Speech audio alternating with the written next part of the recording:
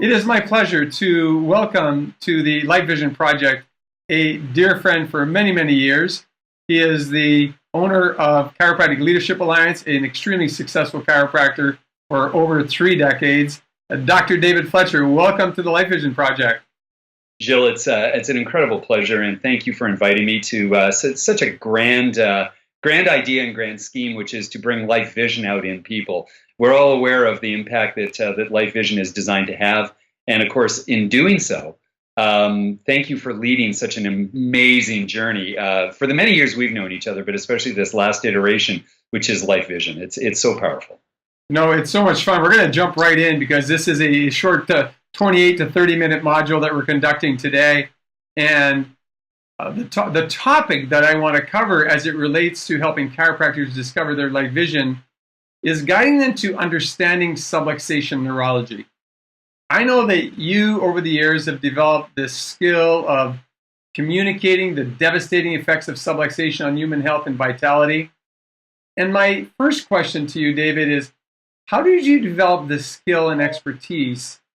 And how can others learn to develop their skill, which would obviously get them closer to living their light vision as a chiropractor?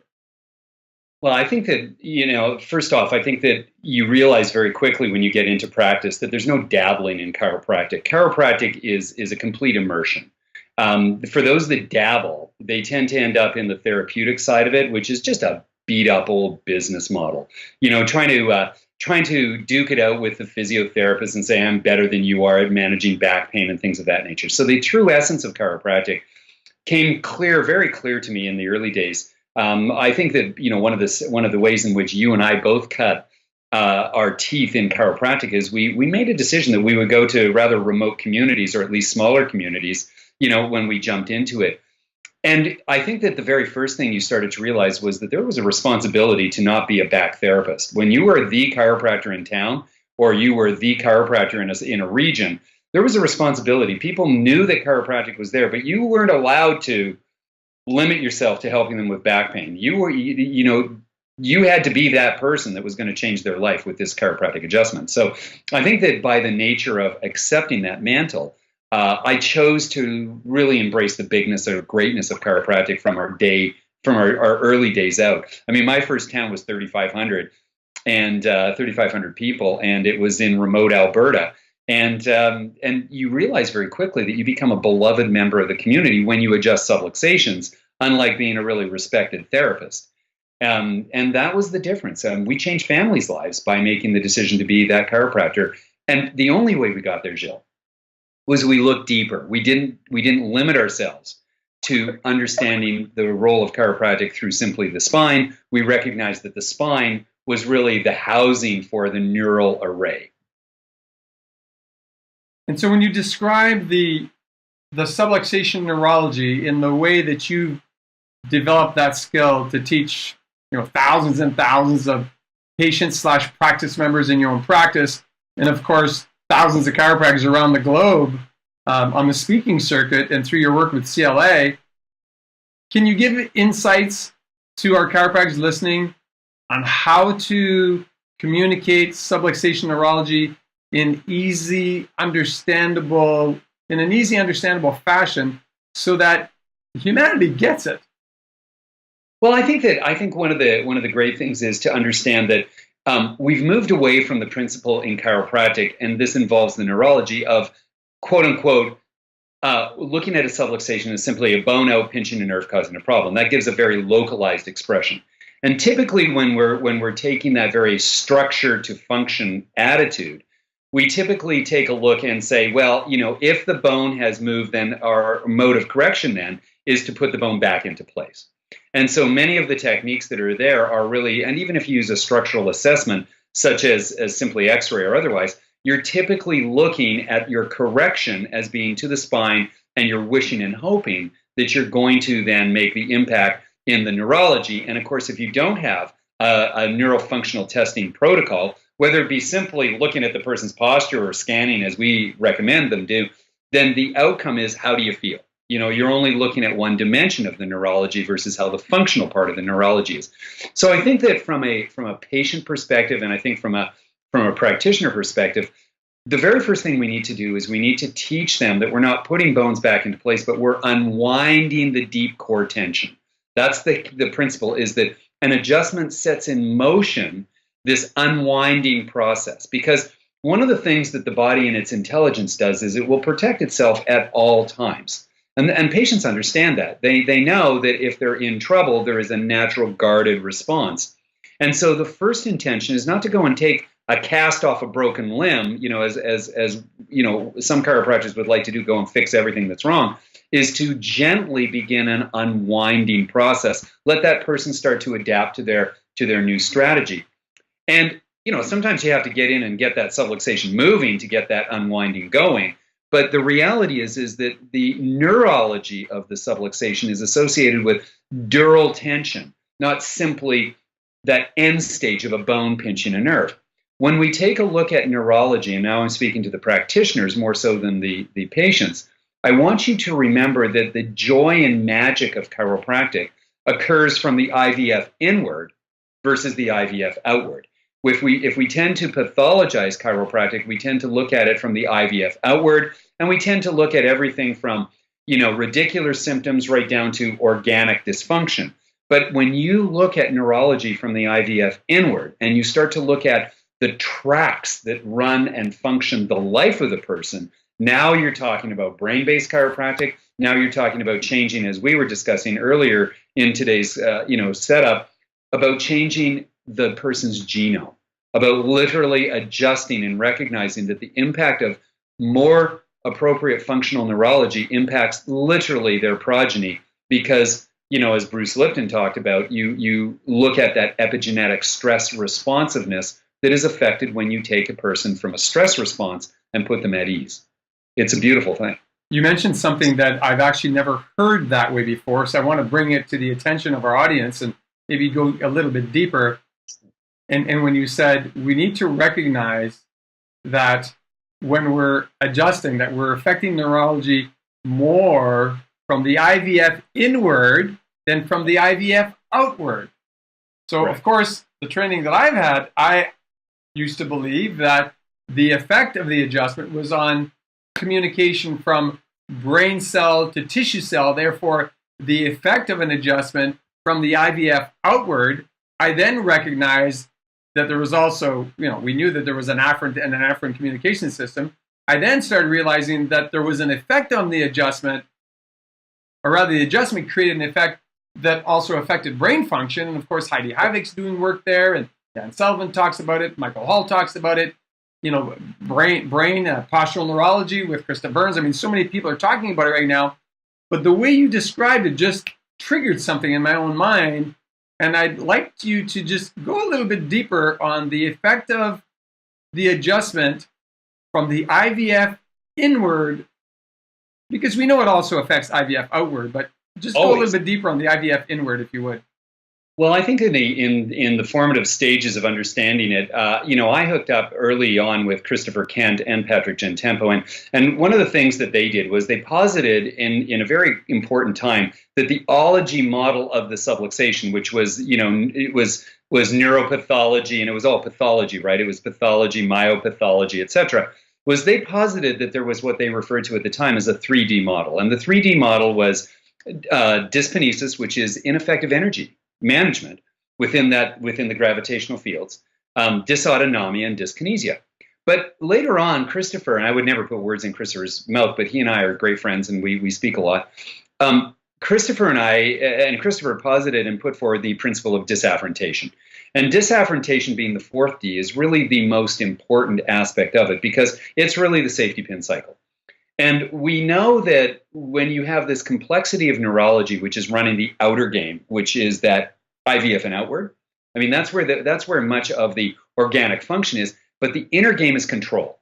So we have two levels of control. We have the supratentorial control, which is associated with the brain-based functionality. And this is where we start to see the work that Havik is doing. And Heidi and I are great and dear friends, and we speak a lot about the neurological dysfunction and disafferentation. But do you remember Yannick Pauly?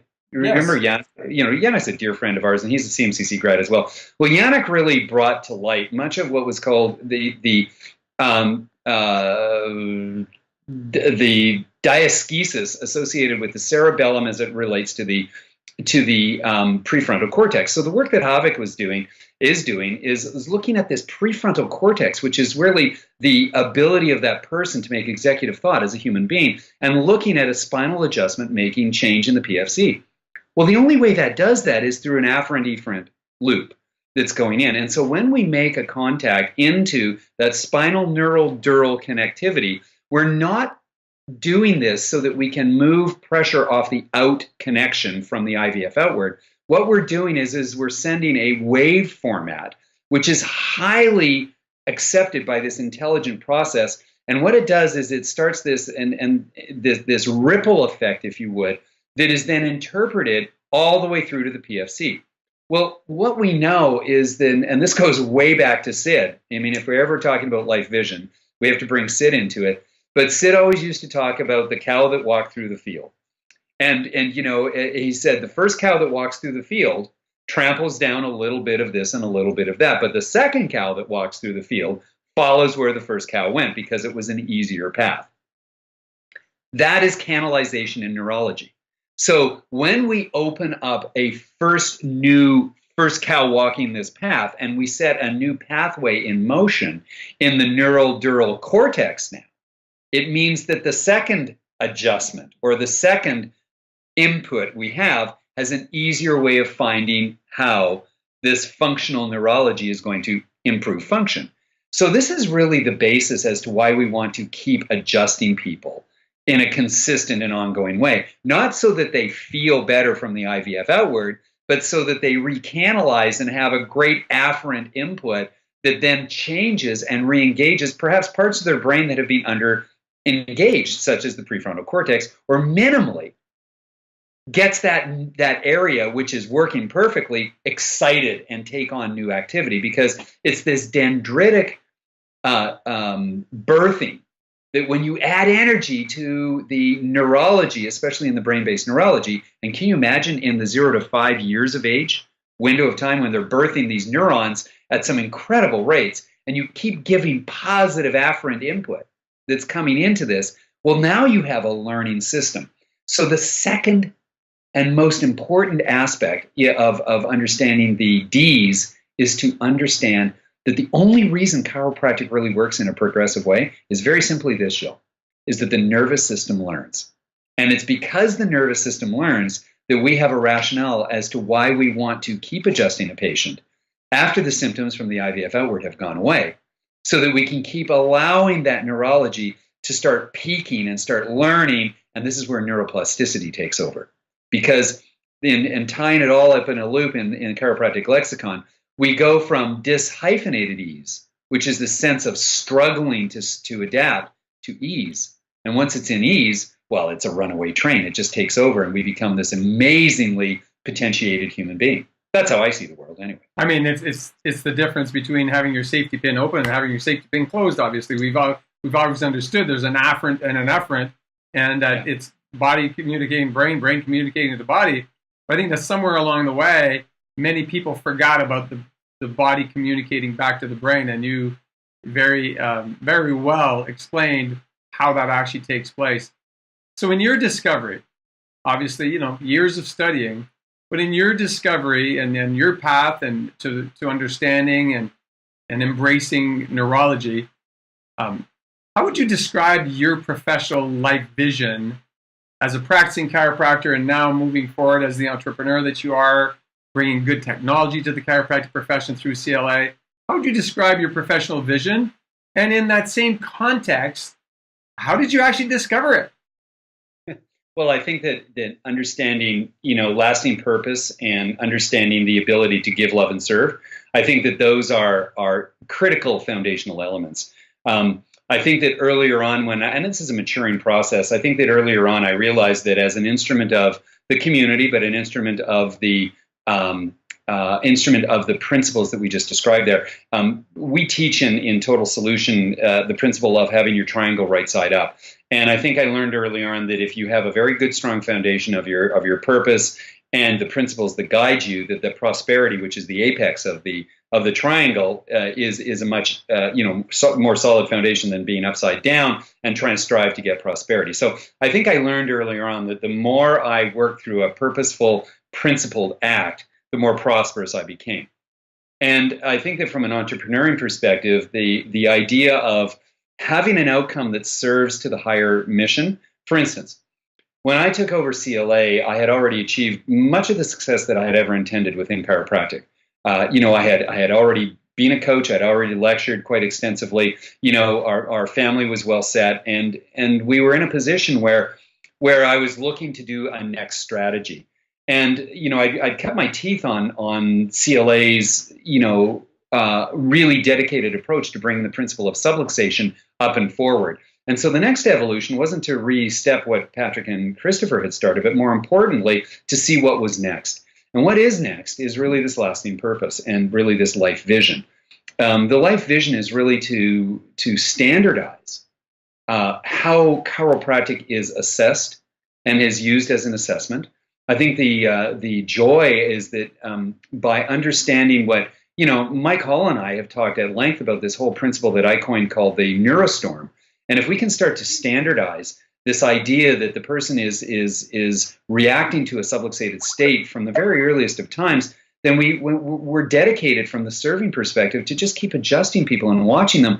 That if we look deeper and standardize this level of care, Gilles, and we start to give chiropractors this goal, and I never want to take away the freedom of being a wide 360 thinker, but I'm talking about having it so that we can talk amongst ourselves, we can talk into the scientific community, we can talk other health professions, that we give a standardized level of care so that we're assessing to the neurofunctional status while we're looking at the structural status. That's just the standard of care. And that I would love to see happen. Because if our belief is, and the science is proving that it is, it's not just a belief, but if our belief is that we actually affect the nervous system, and we recognize, and science has proven that the nervous system is the master system of the human body that controls every other system, doesn't it just make sense that that become the core of our lexicon rather than getting a bone off a nerve? It certainly makes sense to me. And I think that the critical thinkers, I mean, even though, and you and I have the luxury of looking around the world, and, I know that every other speaker comes up and says, this is the golden age of chiropractic starting, but I really do believe that there's critical thinkers that we are engaging now. I think that the education, I mean, you take a look at the life graduates, you take a look at even the Parker the Parker graduates, you take a look at Life West. I'm so blessed. I now, by the way, I just took a guest lecturing position in New Zealand, so I get a chance to work with some incredible teams which believe and understand this neurological impact as it relates to the subluxation. Sherman, I should have added in there as well. And these are schools that aren't just simply based upon the dogma of principle. They're putting their money where their mouth is that they're saying if chiropractic is as good as it is in our philosophy, then the reality is that it doesn't do so because it fixes end-stage problems. It does so because it re-engages the humanness within people. And to do that, you have to get into the neurology. So, there's no question in my mind that the next iteration, and I've coined this the neuro-age of chiropractic, and I think the people we're attracting now, because the neuro-age is very real, I think that the candidates for graduates are so much clearer in their thinking, or can be. I think that we have a golden opportunity to be the mentorship of this new level of thinking. So we talk, you and I, loosely about this being our golden ages, that we don't feel old at all. I know we talk about these of waking up every day and understanding clearly that our role is as in every good industry, if you will, our role is to be the mentors and to share with our youthful, people not how great chiropractic can be, but how great they can be. And if they get a chance to express the chiropractic through our lens, which is the subluxation-centered neurofunctional lens, it's going to make a difference in the world. It's going to make a huge difference. So that's my life vision. Beautiful, and thank you for sharing that, because I know that it's obviously part of mine, and what wakes me up every day, what causes me to want to get up and really make things happen, like the Life Vision Project or any other project that we work on at Life University, is that my grandchildren and great grandchildren and children after that have access to great chiropractic care so that they can live to their full ability, their full potential. And that's really what continues to drive me. So even in, I don't want to use the twilight, but when you're in your Fall. seventh, when you've started your seventh decade of life, you want to make sure that you do something of great value. And that's really a big part of my life vision, to bring chiropractic to the world, because probably 7-8 years ago, I started saying from the stage, I have a dream that within this decade, that chiropractors will be recognized as the go-to health experts around the world. And I still think, even though there's about 6 or 7 years have elapsed since I first said that, I still think that it's possible. Now, like you, every once in a while, I imagine you like me is what I wanted to say. Every once in a while, there's a fear that interferes. There is an adversity that shows up. How do you deal with any fear or any adversity to expressing your life vision? Oh, I think that if you're not scared, you're way too comfortable. I think every day I get a good dose of fearful reality of things that I've tried to hide from. As I took on the new role, and so it's a learning process. It's that old nervous system learning. When I took on a role of where I was running a practice, there were certain fears that I had that I didn't enjoy doing. The stuff you don't enjoy is usually what you don't really fear. And I didn't enjoy HR. I really didn't enjoy the hiring and firing of staff. And I'd find anything. I'd try and do that. And as I took the next step and I started to realize that I can only grow as far as I can delegate, and I can only delegate to people that I want to train and trust, I started to realize that my path was going to lead me, into that brick wall of human relations and building teams. And so the growth and development that I've experienced in CLA especially is, we have many, many people that we hire, is that, I have made it my decision that I reach out and have communication and have an interactive relationship with each and every one of those people. And that's hard for me. I love people. I was a practice person, but it was to be their doctor. Now being their business-based leader and their mentor and the rest of it, that's been a big learning curve. The other thing is that, I when I took on the CEO role, I didn't realize how friggin' hard it was. That was a big fear. It became a big fear. It was that there's a lot to do in life. There's a lot of responsibility. I was just speaking to, the 401k managers. I don't even know what that means, but it's a big learning curve. I do know what it means. But, my point of it is that with this responsibility comes great opportunity to learn. I'm a much wiser person about how the world works. And I make better informed decisions because I've stretched and gotten and challenged my fears. So the answer to the question is that I'm afraid most every day. I absolutely, there's things that they don't paralyze me, the fears, but I don't love doing them.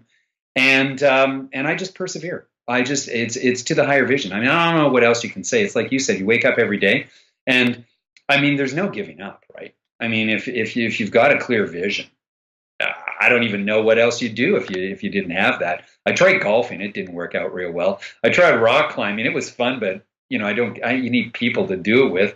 And so at the end of the day, I just dig in, and chiropractic's in my blood. So that's how it works. So today, ladies and gentlemen, you've heard it from Dr. David Fletcher, the importance of having a clear life vision for your life. A willingness to face the fear and do it anyway.